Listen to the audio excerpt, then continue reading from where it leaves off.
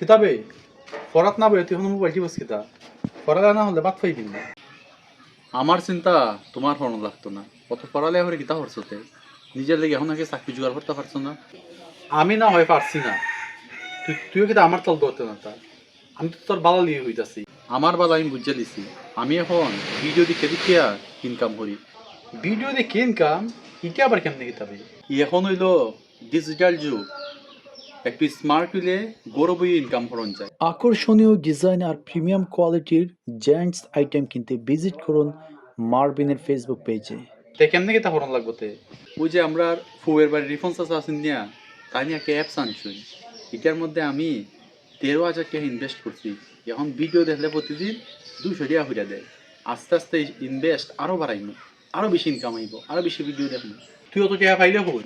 এ হাঁস হলে ওই যে আমরা অন্য একটা বকরি আছিল না, দুদিন আগে আড়াইছে, যে এটা আসলে আড়াইছে না, আমি বাজারে নেবে চলেছি, সানপুর বাজারও। ওটার থেকে আমি যে হাইটা পাইছি ওইটা ওই চাচারে দিছি, চাচা এখন আমার নিতে ব্যবস্থা করে দিচ্ছি। হারামজাদা, রিফোন যে একটা বাটপার তুই জানোস না? আম্মা তো কষ্ট করে বকরিটা পালছুন, আর তুইটা চুরি করে না বেচছস।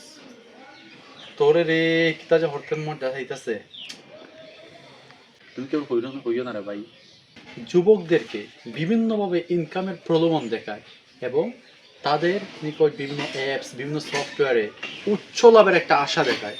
তারপর কি হয়, সেই অ্যাপস বা সফটওয়্যার বা ওয়েবসাইট কিছুদিন পর নিখোঁজ হয়ে যায়। অসংখ্য অগণিত যুবকরা বিভিন্ন মাধ্যমে টাকা সংগ্রহ করে এসব অ্যাপস, এসব সফটওয়্যার, এসব ওয়েবসাইটে বিনিয়োগ করে। আসল কথা হচ্ছে কি, ব্যবসা কিন্তু এত প্রফিট না। তারা বলবে কি হচ্ছে কি, আপনি 13,000 টাকা ইনভেস্ট করেন, আপনি মাসে 6,000 টাকা পাবেন। আপনি 10,000 টাকা ইনভেস্ট করে মাসে 5,000 টাকা পাবেন। মানে বিশাল এক প্রলোভন। ব্যবসায় কিন্তু এত লাভ না। তারা কিন্তু দেখায় আবার যে বিভিন্ন ব্যবসা, আমেরিকানদের টাকার অভাব নাই, তাদের টাকার বস্তা দিয়ে বসে আছে। আপনি যখন চাইবেন তখন তারা টাকা দিতে আপনাকে প্রস্তুত থাকবে।